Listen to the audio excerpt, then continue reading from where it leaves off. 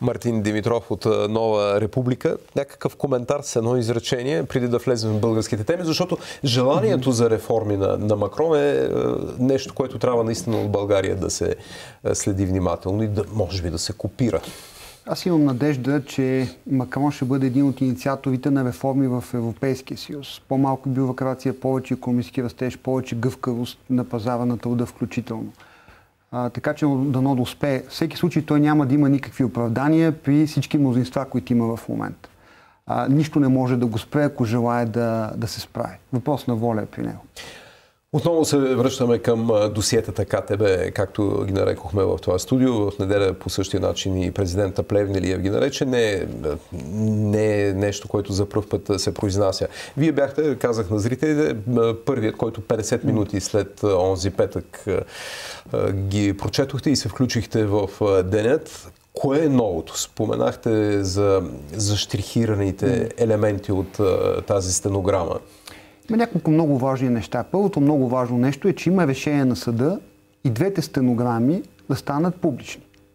В един момент президента Радев и неговата администрация, но той е човек, който взима решението, казва, едната ще стане публична, едната стенограма, а другата няма да стане. 14 юли. До момента това е казал президента Радев.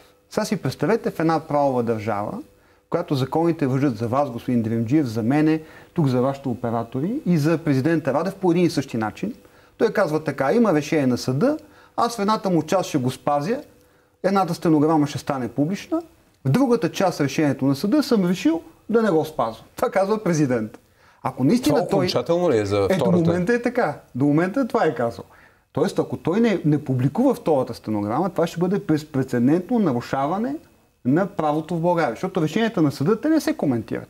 Утре всеки гражданин ще може да каже, и той президента, като не спазва решението на съда, нищо да ги спазва. Тоест, първото важно нещо е втората стенограма да стане публична, както първата. И каквито и резерви да е имал президента Радев, трябва бързо да ги преодолее. След като има решение на съда, той трябва да покаже като човек, който по дипломатически протокол е първи в България, че спазва тези решения безусловно. Второ, сега, той и неговата администрация са решили и в първата стенограма доста текстове са били заличени. Има цели страници, вие сте видели, които не се четат. Толкова много са заличените текстове, че не може да разбере човек смисъла на стенограмата. Идва логичния въпрос. Решението на съда е за публичност. Кой е дал право на президента Радев да заличава? И за тази изборност, защото никой не знае защо едно е публикувано, а друго не е в тази стенограма. Това също е за мен е произвол, за мен е нещо, което той не може и неговата администрация не могат да си позволяват. Той трябва да е пример за изпълнение на закона и решенията на съда. Тоест стенограмите трябва да бъдат публични по начин, в който са записани без заличени текстове. Няма никакво право да заличава текстове в тези стенограми. Още повече това не са документи банкови. Примерно някакво бордеро или нареждане за превод на някакви суми с лични данни или банкови сметки. Някой казва, че там заради тези защрихованите елементи от стенограмата се дължат на банкови имена и така нататък. Но в крайна сметка, какво толкова 3 години след това може да стане? Нищо толкова тайно не може да има. И пак ви казвам, това е все едно да изпълниш избирателно решението на съда. Съда казва да е публична стенограмата, ти взимаш маркер или твоята администрация взима черния маркер и казва, добре, ще е публична, ама това, което аз реша. Е по-малко публично. Това е избирателно изпълнение на закона. И третия най-важен въпрос. Защото най-важният въпрос е следния. Над 4 милиарда лева източени от КТБ. Сега, ако имаха желание последните правителства, тези пари можеха да бъдат проследени. Само за секунда, извинявайте, за да завършим с стенограмите. Какво се очаква във втората стенограма? Прословутото подхвърляне на темата за банковата ваканция ли? Защото е ясно, че всъщност важното събиране е било в съботата преди консултативния съвет при президента Плевнелиев и там са били взети решенията. Никой не може. Вие защо не го обжалвате и това да се поиска стенограмата от БНБ да бъде публикувана? Защото там май е било така голямата битка. Ние, като казвате какво правим в момента, водим дело срещу Министерството на финансите, което ще бъде в сряда 2 часа, защото Министерството на финансите, забележете, ни отказа информация колко са събраните пари до момента от КТБ. Отказа да даде тази информация на трима народни представители, вече бивши народни представители, Петър Славов, Методи Андреев и моя милост. Какво има за криене тук? Това е публична информация, до която всеки гражданин би трябвало да има достъп. И второто нещо, до което ни отказаха достъп, то е малко по-сложно, но е много важно. Ние питахме така. Източването на банката включва и въпроса с прихващанията. Как реши Министерството на финансите, Фонда за гарантиране на влоговете, синдиците, кои прихващания да оспорват и кои не? По отношение на масата на несъстоятелността и как така. Решиха? Има ли критерии или няма? Или е по някакъв странен избор? Но най-важният въпрос. Ако желаяха да проследят тези 4 милиарда къде са отишли, парите не изчезват. Те или са похарчени, или са превърнати в активи и са отишли някъде. Тоест, ако имаш желание да ги проследиш, ги проследяваш. Много показателно е, че ние поискахме международно разследване и то ни беше отказвано. Постоянно. Знаете, че фирмата, която трябваше да направи международното разследване, написа един доклад. Не, че има лошо в докладите. Но този доклад не върши никаква работа. Ние какво искахме? Не доклади, а искахме проследяване на парите и разкриване на замесените лица. И нека да кажем, че има такива специализирани фирми, които бяха наети от други държави, точно за това да правят. И по света, където имало такива източвания, бяха наети такива специализирани фирми. Те върнаха над 25% от източените пари обратно и разкриха замесените лица. Това, което аз се плаша вече, че има умерта в България, замесените лица от КТБ да не бъдат разкрити. И това продължава.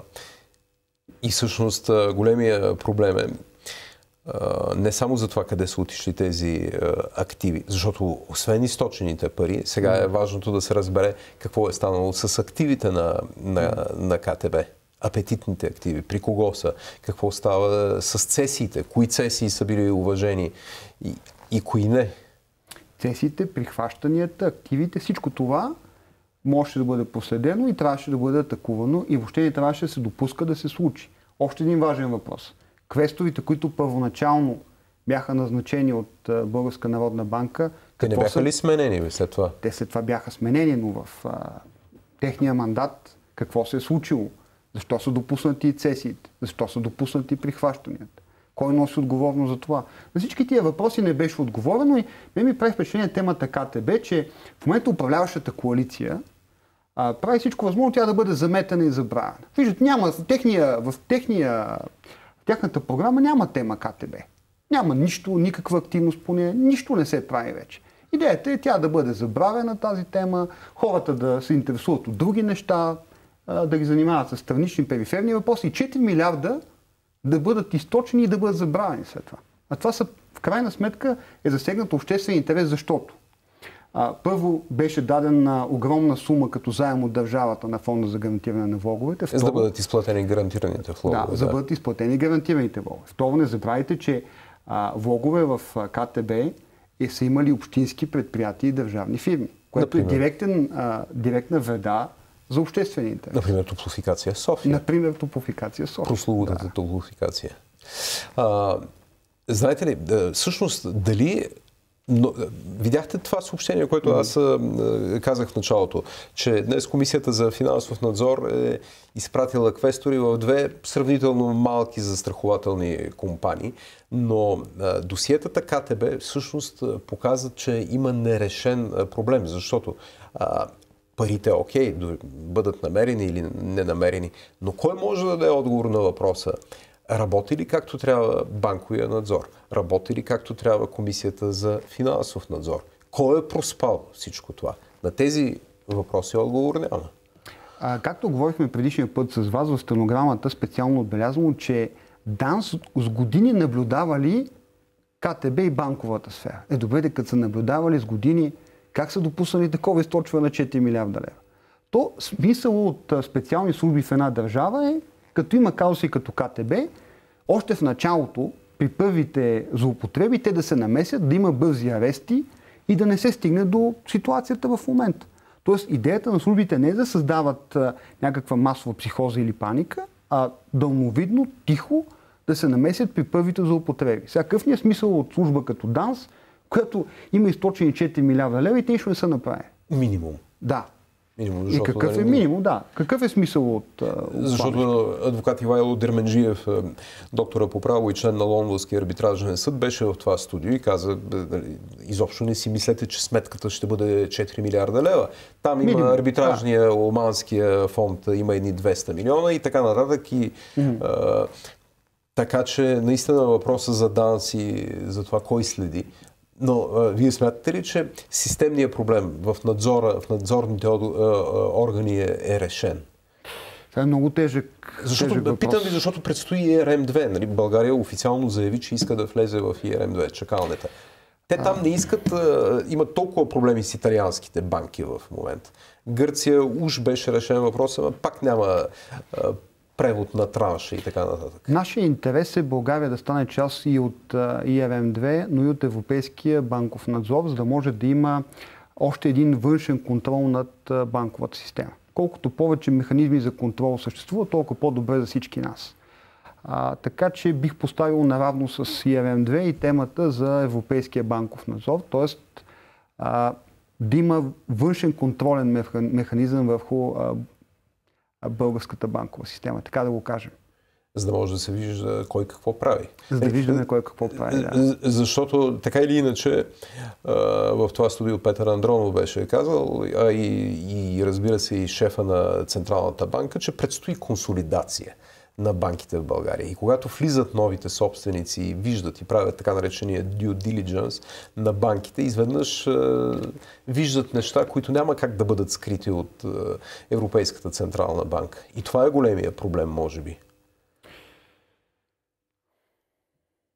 Ние имаме нужда от силен надзор в България, включително банков. Своите резерви към сегашния състав на БНБ няма смисъл да ги повтарям. Спомняте как беше избран той. Някакси неразрешаването на казуса КТБ оставя много тежки въпросителни. Защото вижте за мен нещата как стоят. Важни фактори в държавата са участвали в източването на КТБ, той че няма как да стане. Тези хора, ако не понесат отговорност, на тях ще им хареса. Си кажат, ето за какви милиарди изчезнаха, нищо няма след това. Темата се забравя, обществото го проспива и живота продължава. Те ще искат пак да направят нещо подобно някъде. Да си кажат, ето както хубаво източихме КТБ, що да не го направят някъде дълго от тук нататък в България. Дали ще е банковата или в друга сфера, това е отделен въпрос. Затова е толкова важно темата КТБ да не бъде забравена. И виновните да понесат отговорност на всяко ниво на отговорност, ако искате. И съдебна, и морална, и така нататък. Защото те пак ще го направят. Това ще им хареса. Това е по-голяма печала, ако щете, от всичко друго, с което човек може да се занимава в този живот. От какво може да си изкарва такива пари? И 4-5 милиарда. Че и повече. Той ме харесал и ще чака следващия повод. Си казва, то в България, значи всичко може да правим, като има необходимите контакти. Опасявате ли се, че евентуално рестартиране на проекта Белене може да се окаже новата КТБ? Аз знам и имам информация, че сериозно се обмисля в сегашни правителствени кръгове рестартирането на проекта Белене. Това, което в момента ги плаши, е, че нямат нито един сериозен аргумент и не могат да го обосноват. Тъй като за 5 студени дни в годината, когато не се наложи внос на електроенергия, няма как да обосновеш необходимостта от нова ядрена централа. Още повече, че средното потребление на електроенергия е под 50%. Ти половината от производствените мощности използваш средно през дадена календарна година, извън пиковите състояния. Така че ти нямаш аргументи за Белене, затова се възложи сега един доклад на Българска академия на науките и аз малко се какво ще пише в него, но това е същия икономически институт на БАН, който с извинение... Да, не са само същите, да, и аз си го помислих. Написа колко е зле, какво загубихме от демокрацията, изгубихме това, че не може да изнасяме пишещи машини. Същите хора ще пишат и доклада за Белене, съм доста притеснен, но най-малкото отправям чрез вас едно предизвикателство към тях, този доклад да стане публичен и по него да има сериозен експертен дебат с участието на български, европейски икономисти, юристи и така нататък, той да не бъде едно евентуално оправдание за прахосването на 20 милиарда лева, извинявайте. Още повече това трябва да мине и през ситото на Европейската комисия, защото има планове за една по-сложна система за субсидиране на, в крайна сметка, скъпата електроенергия, която ще произвежда евентуално Белене? Много ме плаши, господин Дренджиев, перспективата по всички големи проблеми на България да започваме да чакаме Европейската комисия да ни спаси, буквално казано. Аз надявам, че вътре в България ще имаме достатъчно съпротивителни сили, ние сами да покажем, че Белене е скъп и проект, който не е необходим на България. Аз бих казал, че газовите централи в момента са много по-изгодни, много по-разумна инвестиция като необходима базова мощност. Така че да не се налага Брюксел да ни спасява. Добре, много ви благодаря. Мартин Димитров, Нова Република. 2 думи за обединението вдясно накрая. То няма алтернатива. Тоест, този, който е имал друг план, е видя, че нашите усилия за обединение на дясното нямат алтернатива. Тази ситуация, която се допусна в момента, е огромна грешка.